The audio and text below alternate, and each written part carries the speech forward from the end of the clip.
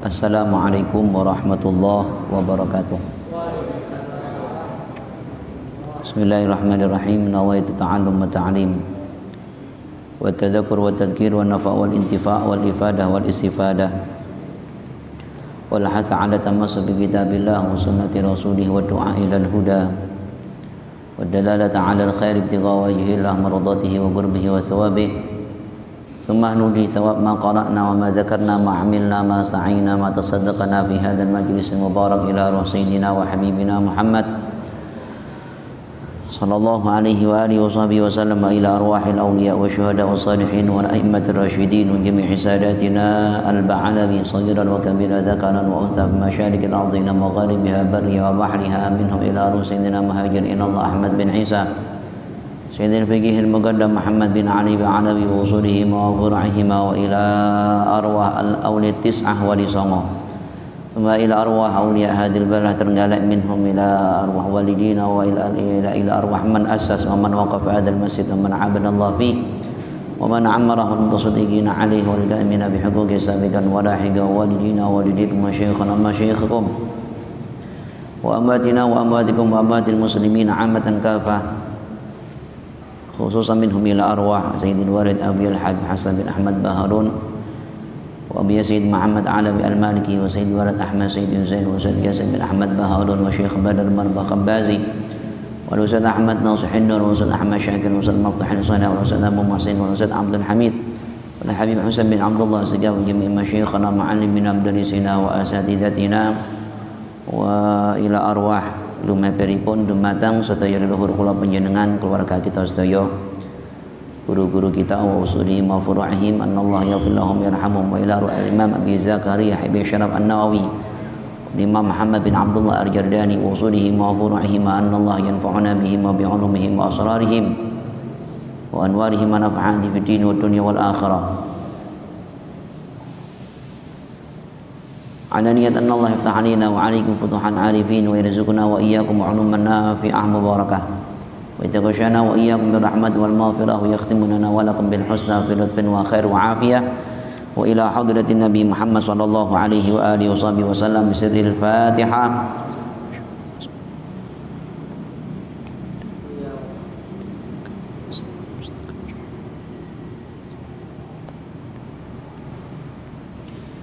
Bismillahirrahmanirrahim. Alhamdulillahi rabbil alamin. Wassalatu wassalamu ala sayyidil mursalin sayyidina maulana Muhammad wa ala alihi wa sahbihi ajma'in. Rabbi shrah li sadri wa yassir li amri wa hlul 'uqdatam min lisani yafqahu qawli wa saddid bihi lisani wa hdi qalbi bihaqqi nabiyina Muhammad sallallahu alaihi wasallam. Subhanaka la ilma lana illa ma 'allamtana innaka antal alimul hakim. Amma ba'd. Hadratul muhtaramin, para masyayikh, para sepuh ingkang kawula mulyakaken, bismillahirrahmanirrahim. Monggo sareng-sareng sepisan kita niat iktikaf, mugi niat thalabul ilmi, mugi-mugi Allah Subhanahu wa taala tansah mbikak manah kula panjenengan sehingga wonten ing dalu menika Allah Subhanahu wa taala kersa maringaken nambahaken ilmu ingkang barokah manfaat kangge kula panjenengan lan mugi-mugi kanthi menika Allah Subhanahu wa taala paring kegiatan istiqomah dumateng kula panjenengan anggen kita taat iman dhateng ngarsanipun Allah Subhanahu wa taala lan mugi-mugi barakahipun majelis ingkang minulya menika dipun dadosaken kalian Allah Subhanahu wa taala dados sabab dipun angkat sedaya wabak musibah ingkang saat menika wonten ing tengah-tengah kula panjenengan lan mugi-mugi kula panjenengan tansah pinaringan afiah saking ngarsanipun Allah Subhanahu wa taala kanthi berkahipun majlis punika bijahin Nabi Muhammad sallallahu alaihi wasallam. Amin ya rabbal alamin. Ala hadhihi niyya as-salihah. Al-Fatihah.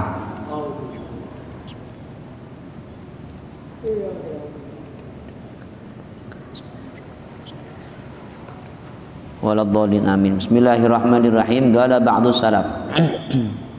Taksih nerusaken menapa ingkang dados kajian kula panjenengan wonten ing minggu kepengker. Dipun dawuhaken dening sebagian ulama salaf, man arradha nafsahu lituhmi fala yalumanna man asa'a bihi dhann. Siapa orang yang menjeburkan, menjerumuskan dirinya kepada sangkaan, maka jangan pernah dia mencela orang yang berprasangka buruk kepadanya. Walaupun kita itu berada dalam posisi yang benar. Pernah diriwayatkan anna Sayyidah Safiyah zaujan Nabi sallallahu alaihi wasallam wa radhiyallahu anha ja'at ilahi tazuru.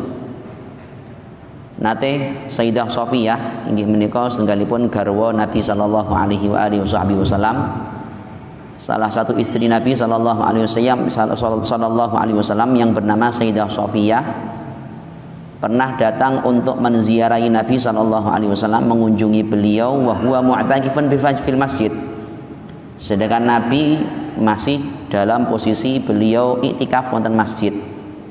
Terus Kanjeng Nabi iktikaf wonten masjid, lajeng salah satu di antara istri beliau datang untuk berkunjung kepada beliau. Fatahaddatsa, keduanya berbincang, nggih ngobrol. Nggih, Nabi kalian sinten? Sayyidah Safiyah. Sumagamat ila manziliha, setelah beliau berdua berbicara, berbincang, lantas keduanya bangkit berdiri untuk menuju ke rumah, untuk menuju ke rumah. Fagama Nabi sallallahu alaihi wasallam ma'ahan, Nabi pun juga berdiri, Sayyidah Safiyah berdiri untuk menuju ke dalamnya beliau. Kemudian Nabi pun juga berdiri mengikuti Sayyidah Safiyah, istri beliau. Hatta idza balagat babal masjid marra rajulani fasallama ala Rasulillah sallallahu alaihi wasallam lamma ra'ayah. Jadi ketika sampai di pintu masjid, tahu-tahu ada dua orang lelaki papasan dengan Nabi bersama dengan Sayyidah Safiyah. Fasallama ala Rasulillah, lantas keduanya mengucapkan salam kepada Nabi sallallahu alaihi wasallam ketika melihat Nabi sallallahu alaihi wasallam. Kanjeng Nabi miyos saking masjid, kalian piantun putri, tapi itu istri beliau Sayyidah Safiyah. Nah, papasan kalian piantun jaler kalih, tahu itu Nabi, akhirnya mereka berdua salam, assalamualaikum ya Rasulullah. Tapi salam niku dalam keadaan wastahya faraja'a musri'ain, keduanya agak tersipu malu. Nah, kenapa kok rada izin? Sebab keduanya menjumpai Nabi sedang berjalan mengikuti orang perempuan. Faraja'a musri'ain, lantas keduanya akhirnya pulang kembali dalam keadaan bergegas. Faqala lahuman Nabi sallallahu alaihi wasallam. Jadi tiang kalih niku wau sak badanipun papasan kalian Kanjeng Nabi kalian Sayyidah Safiyah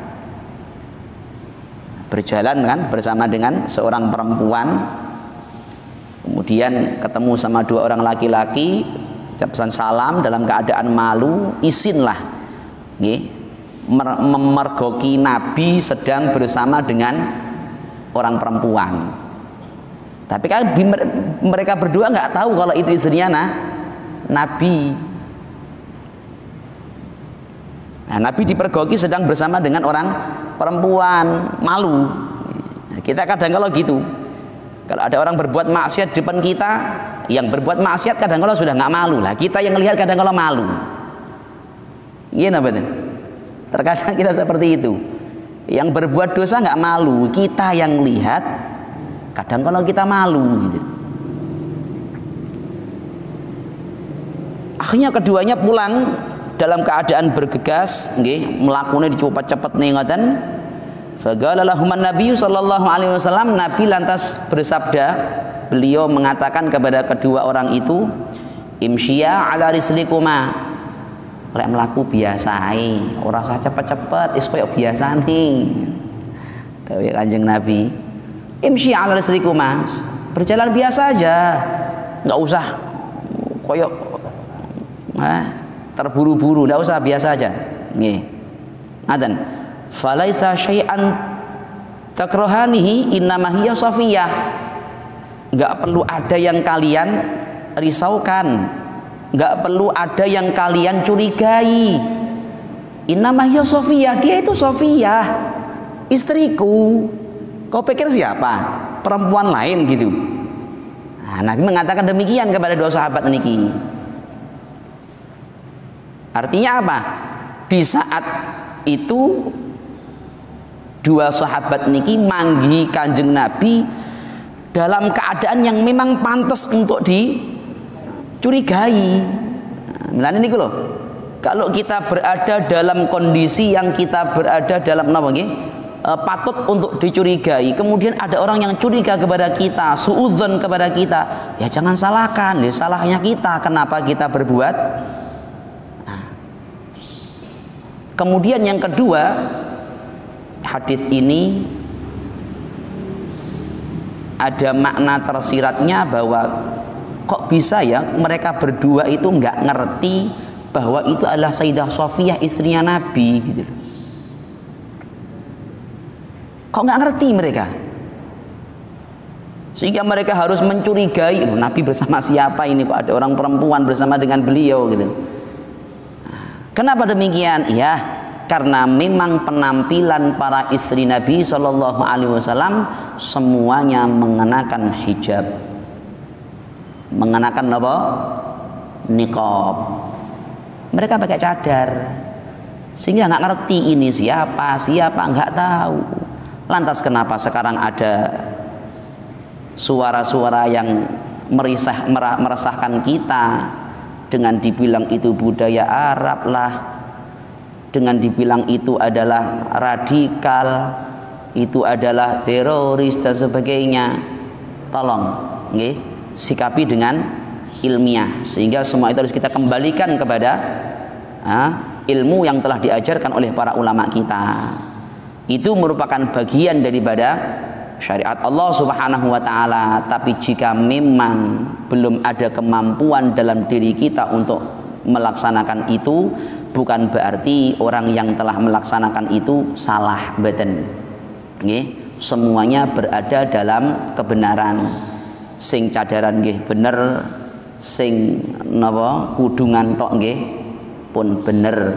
Semuanya berada dalam kebenaran. Sing dereng bener niku sing dereng gelem kudungan. Ketok aurate lah itu baru. Silakan dibahas sing ngoten niku. Nggih, kalau yang lain-lainnya nggak perlu kita bahas. Nah, yang mau cadaran monggo, yang tidak juga silahkan. Yang bercadar juga tidak boleh merasa lebih mulia dibandingkan yang belum, dan sebaliknya. Ya, yang sudah mengenakan jilbab pun juga tidak boleh lantas merasa lebih baik ketimbang mereka yang belum mengenakan jilbab. Intinya kembali kepada diri kita masing-masing bahwa tidak ada yang boleh merasa lebih baik dibandingkan siapapun, tapi bukan berarti melemahkan semangat kula panjenengan untuk menyatakan yang hak itu adalah hak dan yang batil adalah batil. Yang benar harus kita katakan benar, yang salah harus kita katakan salah, walaupun masih banyak di antara kita yang mungkin belum bisa melaksanakannya. Nah, udah akhirnya Nabi bilang, nggak ada yang perlu kalian curigai, ini istri saya Sofiyah kok, kenapa kalian kok tersipu malu? Fasyaqqa alaihi madzalik wa qala subhanallah. Nah, mereka akhirnya mengelak. Ketika Nabi bilang begitu, mereka mengelak akhirnya. Subhanallah, maha suci Allah. Wa hal nadzunnu bika illa khaira. Kami ini enggak pernah menyangka panjenengan kecuali yang baik ya Rasulullah. Kami enggak punya pikiran yang seperti itu. Mereka mengelak. Wa qala Nabi sallallahu alaihi wasallam ma aqul lakum hadza an takuna tadhunnani syarra. Aku juga tidak mengatakan bahwa kalian itu suudzon kepada saya, mboten. Nah, Nabi pun mengatakan, ma aqul lakum hadza an takuna tadhunnani syarra. Saya pun mengatakan demikian bukan berarti saya ini mengatakan bahwa kalian berdua itu suudzon kepada saya, bukan. Walakin akan tetapi qad alimtu, karena aku tahu, aku yakin anna syaitan, bahwa syaitan itu yajri min ibni Adam majrad dam. Yang namanya syaitan itu, mereka itu berjalan di dalam aliran darah setiap manusia. Artinya apa? Setiap saat syaitan itu bisa menggoda. Sekarang kalian tidak suudzon kepada saya, tapi saya perlu mengingatkan kalian bahwa orang perempuan yang berada dengan saya ini bukan orang lain, dia istri saya, Sofia. Itu perlu saya sampaikan. Bukan berarti saya menyampaikan demikian saya itu mengatakan kalian berdua itu suudzon kepada saya, bukan. Tapi saya khawatir jangan-jangan kalau saya tidak menyatakan yang sebenarnya kepada kalian, bahwa orang perempuan yang sedang bersama dengan saya adalah mahram saya, setan bekerja akhirnya nanti. Sebab setan itu pasti berada dalam diri kita masing-masing manusia. Jadi niki lho milane kula jenengan niki akhiri mboten kena napa ngarani awake dhewe niki mesti selamat mboten saged. Enggak ada kata selamat dalam diri kita. Sebab setan itu punya tempat dalam diri kita. Di hati kita ini ibaratnya teng ati niki enek omah iki teng mriki niki. Nggih, teng ati niki kula jenengan niki lho.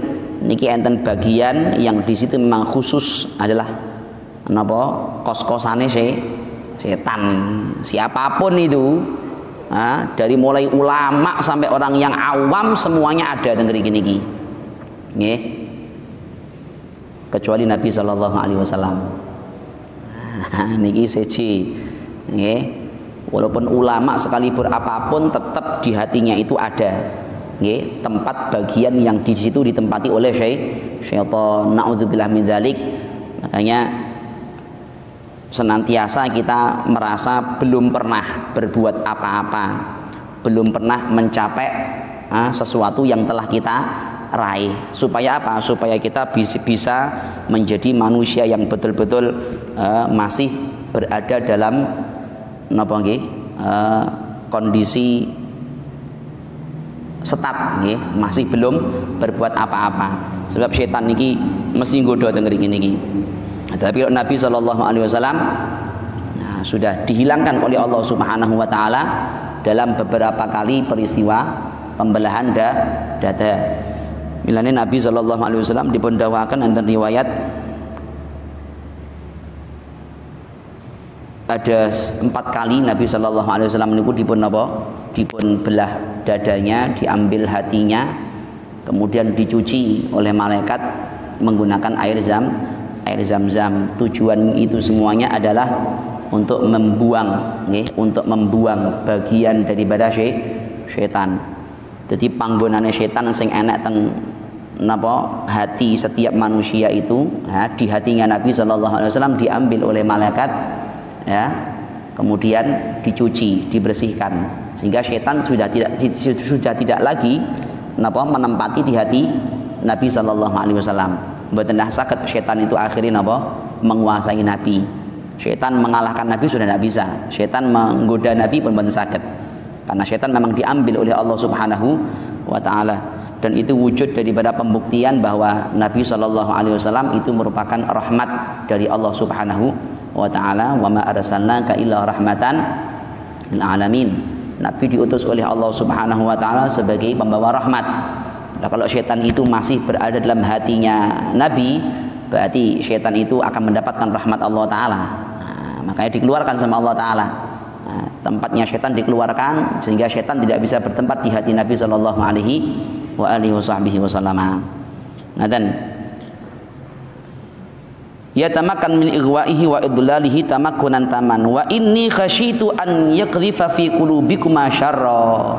Kalau saya tidak menjelaskan kepada kalian sebenarnya, saya khawatir setan yang mereka itu beraksi di dalam setiap aliran darah kalian itu, lama kelamaan dia itu akan yakdzif, akan melemparkan, menaruh dalam hati kalian syarra, kejelekan.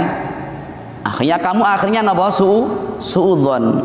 Faman kana yu'minu billahi wal yaumil akhir fala yaqifanna mawaqifat tuham. Barang siapa yang bertakwa, beriman kepada Allah dan hari akhir, hendaknya dia tidak berada di dalam tempat atau dalam amal yang sekiranya menjadi tempat orang lain itu menuduh yang negatif. Nah, apapun itu, perbuatankah ataupun tempat, Tempat yang sekiranya orang lain itu kalau kita masuk ke situ pasti orang lain tuduhannya negatif gitu. Semisal undur ke masjid ngeten iki sik seragaman napa? Seragaman ngeten iki sik kopiahan sik napa? Moro-moro mlebu teng pundi? Diskotik misalnya, ya pasti orang lain akan menuduh yang tidak-tidak. Ini apa kayak nek wong kopian sarungan mlebu. Nah, coba. Ya jangan salahkan orang lain untuk apa? Oke. Tapi kalau tujuannya itu, misalkan datangnya ke sana bukan sendiri, rame-rame untuk membantu misalkan dari tim keamanan menertibkan dan sebagainya, lain lagi masalahnya. Nggak mungkin orang akan menuduh yang negatif, nyapo kayak Arabnya apa kayak badan pasti ya. Maka semua itu harus jeli kita cermati bahwa tempat-tempat ataupun perbuatan-perbuatan yang sekiranya menyebabkan orang lain itu timbul suudzon kepada diri kita, sebisa mungkin kalau panjenengan harus bisa menghindari. Jika ada yang terlanjur suudzon kepada kita sebab apa yang kita lakukan, maka kata para ulama fala yalumanna man asa'adzan ilaih, jangan pernah menuduh atau menyalahkan kecuali kepada dirinya sendiri. Wa yu'khadhu min dzalika, karena itu diambil satu kesimpulan dari pemaparan di atas adalah talabut taharruz mimma yutawahham minhu nisbatul insan ila ma la yambaghi. Kula jenengan niki diminta dituntut untuk bisa menjaga, mengkondisikan segala sesuatu yang sekiranya orang lain itu bisa menisbatkan kepada diri kita, menyandarkan kepada diri kita segala sesuatu yang sekiranya tidak pantas. Wa huwa mutaakkid fi haqqil ulama, dan yang demikian ini pada pribadi para ulama, para tokoh, para pemimpin, para public figure yang seperti itu termasuk yang paling utama, harus bisa menjaga yang seperti itu. Fala yambaghi lahum an yaf'alu fi'lan yujibu dhanna saw'. Tidak seyogyanya bagi mereka itu melakukan perbuatan yang sekiranya bisa menyebabkan orang lain itu akhirnya suudzon. Harus dijauhi sejauh mungkin. Kenapa? Li'anna dzalik sabab ila ibtalil intifa' bi ilmihim. Karena yang demikian akhirnya bisa menjadi sebab orang lain itu malih napa? Mboten saged ngambil manfaat dari ilmu mereka. Ya karena mereka sering melihat bahwa seorang tokoh tertentu misalkan, figur tertentu, ulama tertentu misalkan sering kali melakukan perbuatan-perbuatan yang kita ini akhirnya suudzon kepada beliau, suudzon terus berprasangka buruk kepada beliau. Ya akhirnya gimana kita mau mengambil ilmu dari mereka, coba? Sulit. Kenapa? Karena hati kita sudah terlanjur napa? Penuh dengan suudzon niku wau. Milanipun nggih. Ya memang berat untuk menjadi orang yang senantiasa menjaga hati dalam kondisi berprasangka baik. Tapi semua itu harus bisa kita kondisikan, kita usahakan. Makanya kalau sudah menilai seseorang itu harus kacamatanya, timbangannya adalah syariat. Apa yang kata syariat salah kita katakan salah, yang benar kita katakan benar, tapi adabnya adalah tanpa merasa lebih baik dibandingkan mereka. Jadi sing ngoten niku perlu kita jaga. Kalau ada katakanlah ulama yang sekilas sepintas melakukan perbuatan sing saja napa perlu kita waspadai, ya tentunya tidak gegabah kita untuk mengatakannya, sebab kadang kala mereka itu memang punya alasan yang kita tidak tahu. Mereka punya alasan yang kita kadang kala tidak tahu. Tapi kalau ternyata sudah sering kali bolak-balik sebagainya, ya ini perlu diwaspadai sing ngeten iki. Ya, seperti halnya kejadian yang sering diceritakan oleh para ulama, bahkan diabadikan dalam kitab-kitab mereka.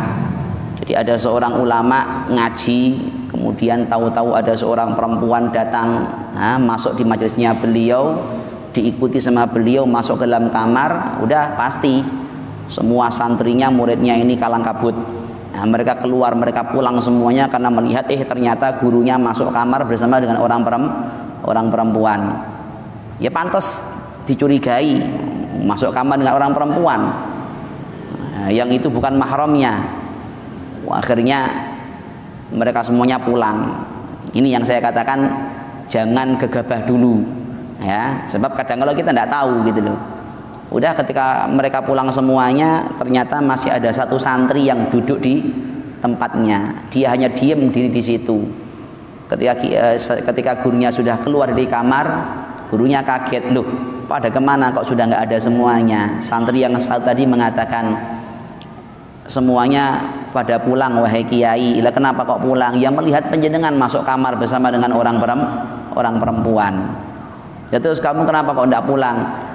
Saya kesini hanya kepingin belajar kepada panjenengan tanpa saya tahu apa yang sebenarnya terjadi kepada panjenengan. Saya tetap berusaha untuk menjaga hati saya dalam kondisi berprasangka baik kepada panjenengan. Maka sang guru itu mengatakan, ya beruntung kamu, semua apa yang Allah berikan kepada saya daripada ilmu dan rahasia yang ada di hati ini, semuanya pasti Allah akan berikan kepadamu.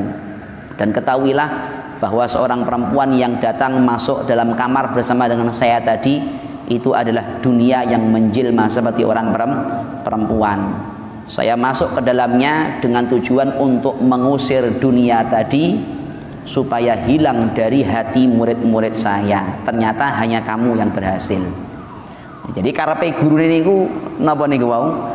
Donya niku diikhtiari kalih gurune supaya mboten menguasai atine murid-muridé. Tapi murid-muridé wis kadung napa? Suudzon kalih gurune. Nggih pun akhirnya nggih mereka nggak dapat sir, nggak dapat rahasia, mereka nggak dapat sesuatu yang harusnya mereka cari. Nah, karena apa niku wau? Karena pun kadung suudzon, berprasangka buruk kepada gurunya.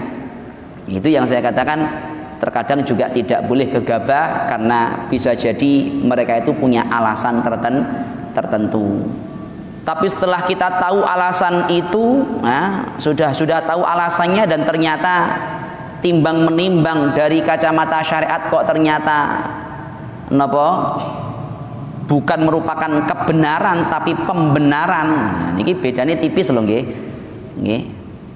Orang menyampaikan alasannya kenapa saya melakukan demikian, itu bisa jadi kemungkinannya beliau menyampaikan sesuatu yang benar, tapi bisa jadi yang disampaikan itu adalah pembenaran.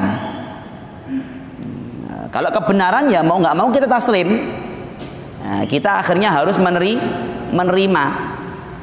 Tapi kalau pembenaran, nah ini yang repot. Pembenaran itu berarti kan sakjane salah tapi digolek-golekne napa dalil supaya napa sing ditindak niki malih napa enten beneri, ada legalitasnya secara syariat. Ini pembenaran. Maka kita tidak akan bisa tahu itu kecuali kita harus tanya juga kepada para ahli. Nah, sinten? Ya para ulama tentunya. Nah, ngaten. Makanya kalau untuk menyingkapi para ulama niku jangan kita pakai napa nggih ilmu kita pribadi, siapa kita gitu loh. Wong kita nih cara kelas niku CSD lah, mereka sudah doktor. Mosok enek bocah SD nyalahne napa? Nah, kan nggih keliru.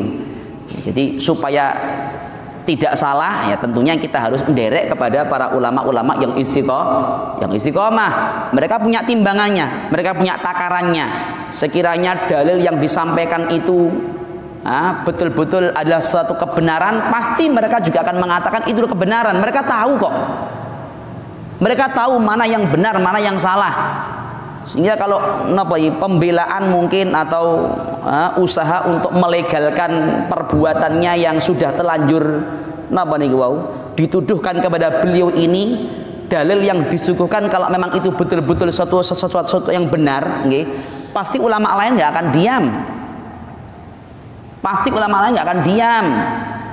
Sebab Nabi ini sampun jamin, la yajtami'u ummati ala dhalalatin, kata Allah, kata Nabi sallallahu alaihi wasallam. Umatku itu nggak akan pernah bersepakat di atas satu kesesatan. Niku mboten bakal. Niki pun jaminan mumpun ngantos goyah kula panjenengan. Nabi kalau sudah mengatakan bahwa umatku tidak akan pernah bersepakat. Sepakat itu mboten nate. Sepakat atas apa? Sepakat atas sebuah kesesatan. Mesti kalau memang itu adalah satu hal yang salah, ya, bukan kebenaran, pasti ulama lain akan apa? Ada yang mengingatkan. La yazalu ummati dhahirina ala haq. Umatku itu pasti ada yang selalu mengingatkan kepada yang benar, itu pasti. Jika memang itu adalah kebenaran, pasti mereka akan menyampaikan yang benar itu adalah benar.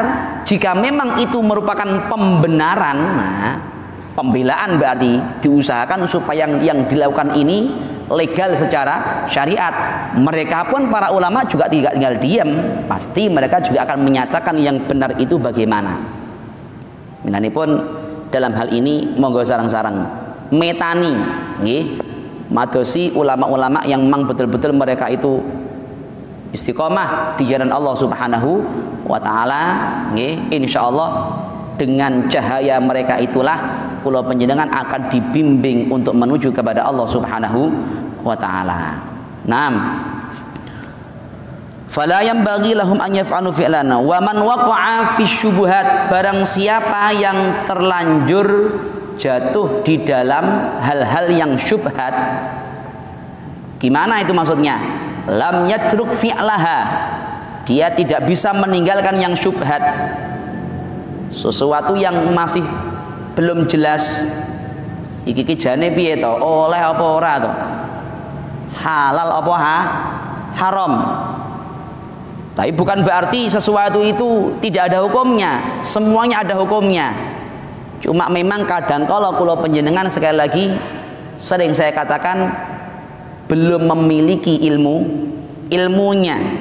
Ya, namanya orang belum memiliki ilmunya, akhirnya malah bingung iki jane oleh apa ora, iki jane salah apa bener, halal apa haram. Keterbatasan kita pun lebih baik yang seperti itu ditinggalkan. Lebih baik yang seperti itu ditinggalkan. Seorang yang terlanjur jatuh ke dalam yang syubhat, maka waqa'a fil haram, bisa dipastikan lambat laun dia akan terjerumus ke dalam sesuatu yang haram. Enggal titik akhirnya malah kebiasaan. Pun kadung nganggep tasahul, menganggap remeh, alah semandak ngene ya, wis ora apa-apa lah, pisan-pisan. Nah, maka akhirnya sesuk berbuat sesuatu yang syubhat yang mungkin lebih besar syubhatnya dibandingkan yang sebelumnya. Terus begitu ya, lama kelamaan akhirnya jatuh ke dalam satu hal yang diharamkan oleh Allah Subhanahu wa taala. Mila jika kita kepingin sesuatu yang haram itu betul-betul bisa kita jauhi, maka berangkatnya adalah kalau penyengat belajar untuk menjauhi segala sesuatu yang syubhat. Kepingin jauh dari haram, maka makruh pun juga berusaha sebisa mungkin kita jauhi. Semoga Allah Subhanahu wa taala memberikan bimbingan kekuatan datang kula panjenengan sehingga lampah kula panjenengan saestu dipun tedahaken sedhateng marginipun Allah Subhanahu wa taala. Mugi-mugi ilmu menika atas ilmu ingkang barakah manfaat. Hadanallahu wa iyyakum ila shiratal mustaqim binatin nafa wal qabul wal jamal wal kamal wal futuh wal munu wa rusuf wa salahis sadar wal jasadi wa ruh wa ila hadratin nabi Muhammad al-Fatihah.